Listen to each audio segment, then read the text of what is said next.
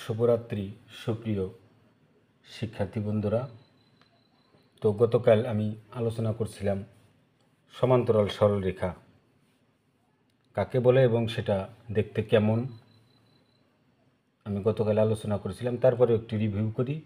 যদি দুটি রেখা সমান দূরত্ব বজায় রেখে অথবা দুই বা ততোধিক রেখা পরস্পর সমান দূরত্ব বজায় রেখে অবস্থান করে, তবে ওই রেখাগুলোকে পরস্পরের সমান্তরাল সরলরেখা বলে অথবা সমান্তরাল রেখা বলে। তো এই সমান্তরাল রেখার সাথে একান্তর কোণ এবং অনুরূপ কোণ জড়িত। একান্তর কোণ এবং অনুরূপ কোণ তৈরি হয় সমান্তরাল রেখার মাধ্যমে। তাই আমি গতকাল সমান্তরাল রেখা আলোচনা করছিলাম। তো একান্তর কোণ, এটা হলো একান্তর কোণ, এটা অনুরূপ কোণ। আচ্ছা, আমি আবার দুইটা সমান্তরাল সরল রেখা অঙ্কন করি। মনে করো এই একটা রেখা এ বি নাম দিলাম, আর এর সমান্তরাল আর একটা রেখা চোখের দৃষ্টিতে যাতে সমান্তরাল মনে হয় আর কি, এমন করে আঁকলাম আর কি। এটার নাম দিয়ে এই রেখাটার নাম দিলাম হলো সিডি। এই দুটি রেখা সমান্তরাল। সমান্তরালের কিন্তু একটা চিহ্ন আছে। দুইটা রেখা যে সমান্তরাল, এ বি একটা রেখা এ বি সমান্তরাল সিডি, তোমরা এটা কিভাবে লিখবে?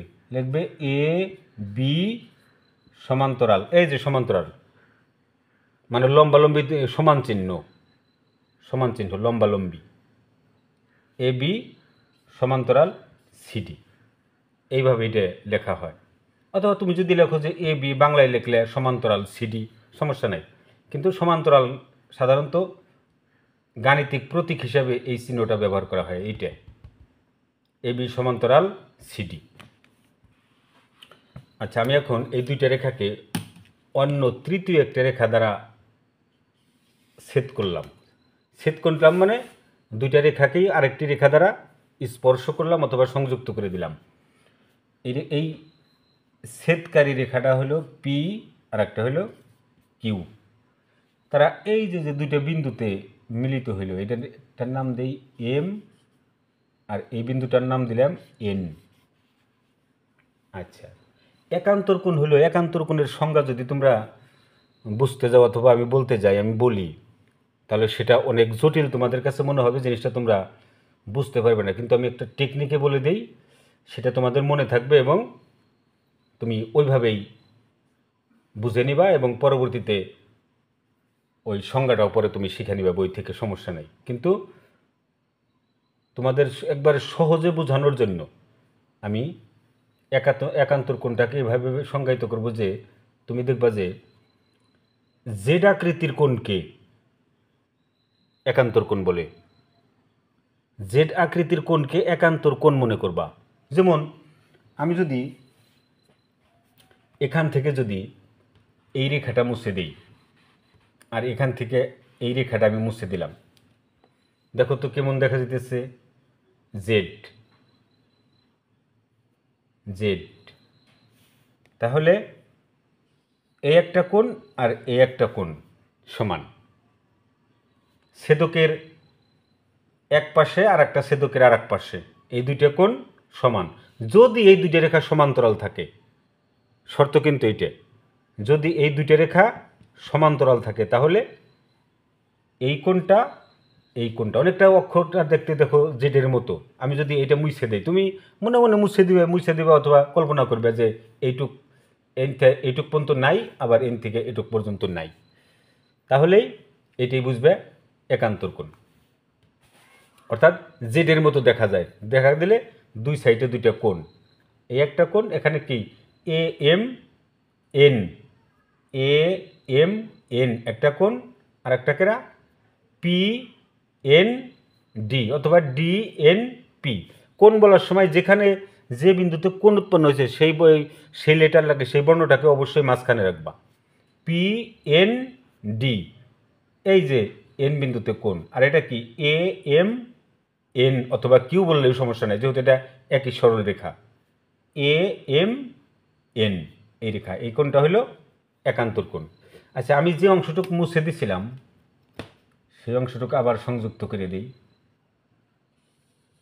এই একটা এইটুক আর হলো মুছে দিছিলাম হলো এইখানে, এই যে আবার সে আগের মতো হইলো। এখন যদি তুমি চাও যে এই সাইডটা মুছে দিই,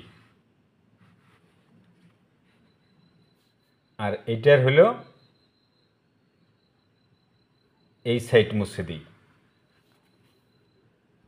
তাহলেও কিন্তু আবার সেই এই যে একটা একান্তর কোণ, এই যে এই সাইডে একটা একান্তর কোণ, দুইটা একান্তর কোণ, এই যে জেডের মতো দেখা যাইতেছে বর্ণটা।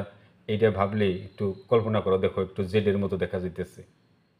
এখানেও কোণ কি বি এম এন, আর একটা এম এন সি, একান্তর কোণ। এটাই হলো একান্তর কোণ। আচ্ছা, এখন আসবো অনুরূপ কোণ। আবার দুইটা সমান্তরাল সরলরেখা অঙ্কন করি আগের মতোই। এই তো দুইটা সমান্তরাল সরলরেখা অঙ্কন করলাম। আবার একটা ছেদক দেই,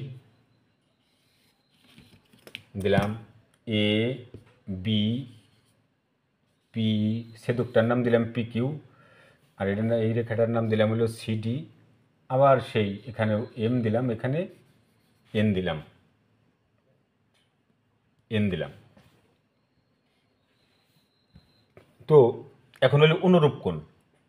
অনুরূপ কোণ তুমি চিন্তা করবা যে এই দুইটা রেখা সমান্তরাল কিনা, এটা তো ছেদক আছেই। যদি সমান্তরাল হয় তাহলে তোমার দৃষ্টিতে তুমি এফের সাথে তুলনা করবা। যেমন মনে করো যে এই অংশটুক নাই, এইটুক এখানে নাই, এ সাইডে কিছু নাই, দেখো একটা রেখা এফের মতো দেখা যাইতেছে। তাহলে এই যে যে ছেদকের এক পাশে এই বাহুর উপরের কোণ, এ বাহুরও উপরের কোণ, দুইটা সমান, অনুরূপ কোণ। এই কোণের অনুরূপ কোণ এই কোণ, আবার এই বাহুর নিচের কোণ এই বাহুরও নিচের কোণ সমান, এরা অনুরূপ কোণ। এই যে যে সমান্তরাল বাহু দুইটা, এই বাহু দুইটার উপরের কোণ, এই বাহুর উপরের কোণ এ বাহুরও উপরের কোণ, এই বাহুর নিচের কোণ এই বাহুর নিচের কোণ, এরা পরস্পর অনুরূপ কোণ। তাহলে পি এম বি অনুরূপ কোণ সমান সমান অনুরূপ কোণ কারা এম এন ডি। এই যে এই বাহুর উপরে এই বাহুর উপরের দুজন, এরা অনুরূপ কোণ সমান। আচ্ছা, আবার গেল, আবার যদি আমি নিচেরটা এই বাহুর নিচেরটা ধরি যে বি এম এন সমান সমান অনুরূপ কোণ কারা, তাহলে ডি এন কিউ অনুরূপ কোণ, এভাবে বুঝবা। আবার এ সাইড যদি ভাবো এই কোণ অনুরূপ কোণ এই কোণ, আবার এই কোণ অনুরূপ কোণ এই কোণ। এটারে যদি আমরা টিক চিহ্ন দেই, এটারে দিলাম এই চিহ্ন। আচ্ছা, এটারে যদি আমরা মনে করো ডাবল টিক দিলাম, ডাবল টিক মানে কে কার সমান এটা বুঝাইতেছি আমি। এই যে এই বাহুর উপরেরটা এই বাহুরও উপরেরটা, আবার এই বাহুর নিচেরটা এ বাহুরও নিচেরটা, এ দিয়ে বুঝাইলাম এটাকে মনে করো। এটাই হলো অনুরূপ কোণ। এভাবে একান্তর কোণ এবং অনুরূপ কোণ বোঝানোর চেষ্টা করলাম। তবে তোমরা ভালো না বুঝলে, কোনো প্রশ্ন থাকলে তোমরা একটু কমেন্টে লিখবে যে আসলে স্যার এই জায়গা তো ভালো বুঝলাম না, তাহলে আমি আরও ক্লিয়ার করার চেষ্টা করব আর কি। তো অনলাইন ক্লাস বেশি বড় হলে অনেকেই বিরক্ত অনুভব করে অথবা আপলোড হইতেও সময় লাগে। এই জন্য আমি একটু ছোটো ছোটো করে হাতে কলমে শেখানোর মতো করে আমি বলার চেষ্টা করি। তারপর আমারও ভুল ত্রুটি থাকতে পারে, তবে তোমরা এভাবে জিনিসটা শিখে নেবা। তো আজকের মতো বিদায়, খোদা হাফেজ।